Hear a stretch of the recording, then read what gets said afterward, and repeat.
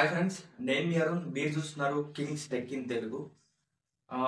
అందరూ అయితే వేరే స్టేట్స్కి అప్లై చేయొచ్చా అని అడుగుతారు. మీరు ఎవరికి ట్రాన్స్ఫర్స్ గురించి చెప్తారు. లైక్ మీరు అప్లై చేసుకుంటారు, తర్వాత ట్రాన్స్ఫర్ ఎట్లా అవ్వాలి, ట్రాన్స్ఫర్ అవుతుందా లేదా, జాబ్ అక్కడే ఉండిపోతుందా అని మీకు డౌట్ ఎప్పుడు రాలేదా? సో ఆ టాపిక్ గురించి కూడా మాట్లాడుకుందాం. మీరు అడగకపోయినా చెప్పే బాధ్యత నాకు ఉంది కాబట్టి.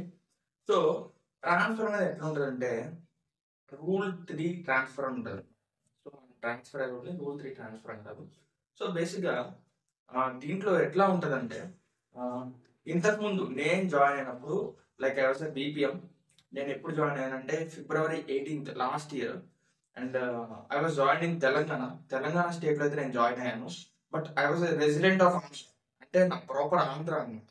But I was join in Telangana అంటే నాకు ఇక్కడ పోస్టింగ్ వస్తున్నాను. సో వేరే స్టేట్కి అప్లై చేసాను, వేరే స్టేట్లో వచ్చింది. సో మీరు కూడా బై ఛాన్స్ మీకు ముంబై లైక్ మహారాష్ట్ర ఆర్ మిజోరాం ఇట్లాంటి స్టేట్స్లో వస్తే మీకు ట్రాన్స్ఫర్ ఎలిజిబిలిటీ ఎలా ఉంటుంది, ఎన్నిసార్లు ఉంటుంది ట్రాన్స్ఫర్ ఎలిజిబిలిటీ మనకి, లైక్ ఎంత టైం తర్వాత మనం ట్రాన్స్ఫర్ పెట్టుకోవచ్చు అని చూద్దాం. ఓకేనా? సో ఫస్ట్ అయితే నేను కూడా ఇప్పుడు ట్రాన్స్ఫర్కి రెడీ ఉన్నాను. లైక్ నాకు కూడా ట్రాన్స్ఫర్ కావాలి, ఆంధ్రాకి వెళ్ళాలని ఉంది నాకు కూడా. సో బేసిక్గా నేను ట్రాన్స్ఫర్కి రెడీ ఉన్నాను అనమాట. లైక్ ఈ February 18th నా ట్రాన్స్ఫర్ 1 year పీరియడ్ అయితే అయిపోతుంది అనమాట. లైక్ 1 year అని చెప్తున్నా కదా, నాకు మాత్రమే 1 year, మీకు కాదు. సో ఎందుకంటే ఎవరైతే లాస్ట్ ఇయర్ మార్చ్ లోపు జాయిన్ అయ్యారో వాళ్ళందరికీ 1 year అనమాట. సో 1 year తర్వాత మనం ట్రాన్స్ఫర్కి ఎలిజిబుల్ అవుతాం. ఓకేనా? బట్ ఎవరైతే లాస్ట్ ఇయర్ మార్చ్ తర్వాత నుంచి జాయిన్ అవుతారో, అంటే 2024 మార్చ్ తర్వాత నుంచి జాయిన్ అవుతారో వాళ్ళకి వచ్చేసరికి 2 years అనమాట. సో 2 years మినిమం ఉండాలన్నమాట. 2 years మినిమం సర్వీస్ ఉంటేనే వాళ్ళు ట్రాన్స్ఫర్కి ఎలిజిబుల్ అవుతారు. అవునా? సో నేనంటే ఫిబ్రవరిలో అంటే మార్చ్ కన్నా ముందే జాయిన్ అయ్యా కాబట్టి లాస్ట్ ఇయర్లో. సో నాకు 1 year అనమాట.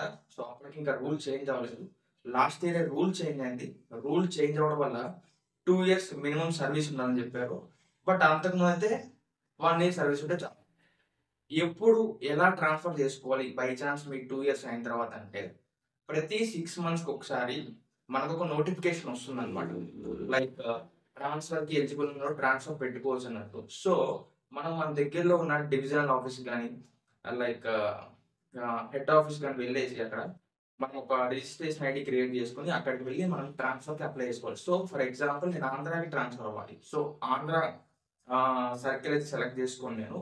సో అక్కడ ఏమేమైతే ఉన్నాయో లైక్ దాంట్లో మళ్ళీ sub circles like Guntur, Vijayawada అట్లాంటివి ఉంటాయి కదా. సో దాంట్లోకి వెళ్ళిపోయి ఆ డివిజన్లో ఉన్న ఏ బీఓలో ఖాళీ ఉందో చూసుకొని ఇక్కడ ప్రిఫరెన్స్ ఆర్డర్, మనం ఎట్లయితే అప్లికేషన్ పెట్టినప్పుడు ప్రిఫరెన్స్ ఆర్డర్ పెట్టుకుంటామో అలాగే ట్రాన్స్ఫర్ పెట్టుకున్నప్పుడు కూడా ప్రిఫరెన్స్ ఆర్డర్ పెట్టుకుంటాం.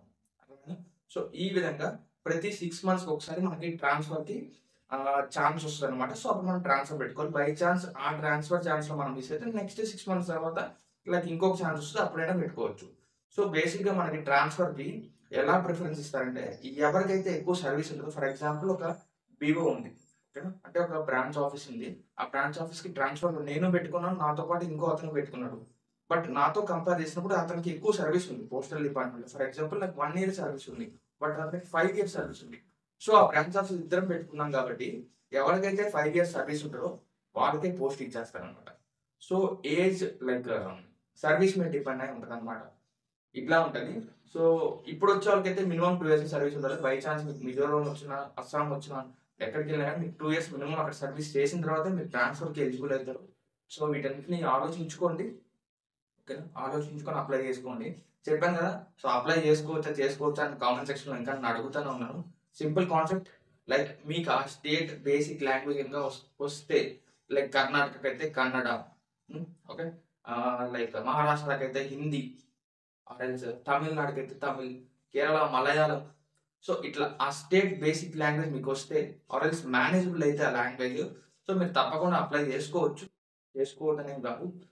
But you have to manage with that language. అక్కడ ఉన్న పీపుల్తో మీరు మేనేజ్ అంటే మీరు పీపుల్తో ఇంటరాక్ట్ అవ్వాలి కదా. సో లాంగ్వేజ్ని మేనేజ్ చేయాలన్న ఉద్దేశంతోనే బేసిక్ ప్రీ రిక్విజిట్ పెట్టారనమాట. సో ఇది ట్రాన్స్ఫర్ గురించి అయితే ఒకసారి ఆలోచించుకోండి. చెప్పాను కదా, 2 years అయితే మినిమం సర్వీస్ ఉండాలి మీకు. 2 years తర్వాత మీకు ట్రాన్స్ఫర్కి ఎలిజిబిలిటీ వస్తుంది. సో ఈ ఇన్ఫర్మేషన్ మీకు తప్పకుండా యూజ్ అవుతుందని అనుకుంటున్నాను. యూజ్ అయితే తప్పకుండా మన ఛానల్ని సబ్స్క్రైబ్ చేసుకోండి.